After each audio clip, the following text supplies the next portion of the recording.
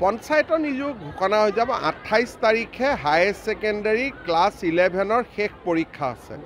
28 নে 29 তাৰিখে মই একজেক্ট ডেটটো পাহৰি গলো 28 মাৰ্চ অথবা 29 মাৰ্চত হায়াৰ সেকেন্ডাৰী ক্লাছ 11ৰ লাষ্ট পৰীক্ষা আছে আৰু পৰীক্ষা হৈ যোৱাৰ পিছত যিকোনো মুহূৰ্ততে পঞ্চায়তৰ নিৰ্বাচন ঘোষণা কৰিব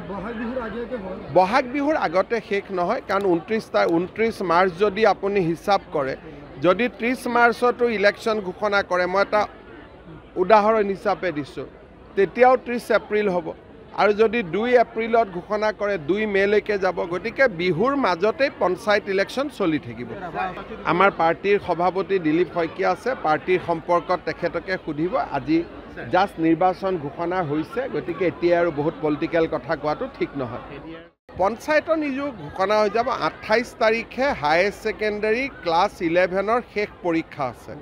28 নে 29 তাৰিখে মই একজেক্ট ডেটটো পাহৰি গলো 28 মাৰ্চ অথবা 29 মাৰ্চত হায়াৰ সেকেন্ডাৰী ক্লাছ 11ৰ লাষ্ট পৰীক্ষা আছে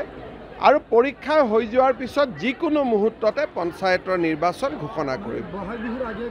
বহাগ বিহুৰ আগতে শেষ নহয় কাৰণ 29 মাৰ্চ যদি আপুনি হিচাপ কৰে যদি 30 মাৰ্চতো ইলেকশ্যন ঘোষণা কৰে মই এটা উদাহৰণ হিচাপে দিছোঁ তেতিয়াও 30 এপ্ৰিল হ'ব আৰু যদি 2 এপ্ৰিলত ঘোষণা কৰে 2 মেলৈকে যাব গতিকে বিহুৰ মাজতেই পঞ্চায়ত ইলেকশ্যন চলি থাকিব আমাৰ পাৰ্টিৰ সভাপতি দিলীপ শইকীয়া আছে পাৰ্টিৰ সম্পৰ্কত তেখেতকে সুধিব আজি জাষ্ট নিৰ্বাচন ঘোষণা হৈছে গতিকে এতিয়া আৰু বহুত পলিটিকেল কথা কোৱাটো ঠিক নহয় পঞ্চায়তৰ নিযোগ ঘোষণা হৈ যাব 28 তাৰিখে হায়াৰ সেকেন্ডাৰী ক্লাছ 11ৰ শেষ পৰীক্ষা আছে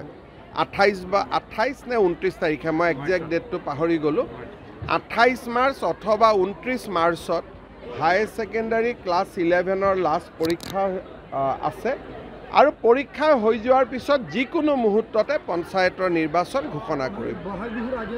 বহাগ বিহুৰ আগতে শেষ নহয় কাৰণ 29 মাৰ্চ যদি আপুনি হিচাপ কৰে যদি 30 মাৰ্চতো ইলেকশ্যন ঘোষণা কৰে মই এটা উদাহৰণ হিচাপে দিছোঁ তেতিয়াও 30 এপ্ৰিল হ'ব আৰু যদি 2 এপ্ৰিলত ঘোষণা কৰে 2 মেলৈকে যাব গতিকে বিহুৰ মাজতেই পঞ্চায়ত ইলেকশ্যন চলি থাকিব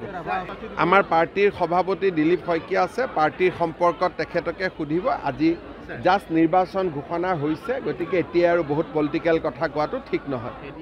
পঞ্চায়তৰ নিযোগ ঘোষণা হৈ যাব 28 তাৰিখে হায়াৰ সেকেন্ডাৰী ক্লাছ 11ৰ শেষ পৰীক্ষা আছে 28 নে 29 তাৰিখে মই একজেক্ট ডেটটো পাহৰি গলো 28 মাৰ্চ অথবা 29 মাৰ্চত হায়াৰ সেকেন্ডাৰী ক্লাছ 11ৰ লাষ্ট পৰীক্ষা আছে আৰু পৰীক্ষা হৈ যোৱাৰ পিছত যিকোনো মুহূৰ্ততে পঞ্চায়তৰ নিৰ্বাচন ঘোষণা কৰিব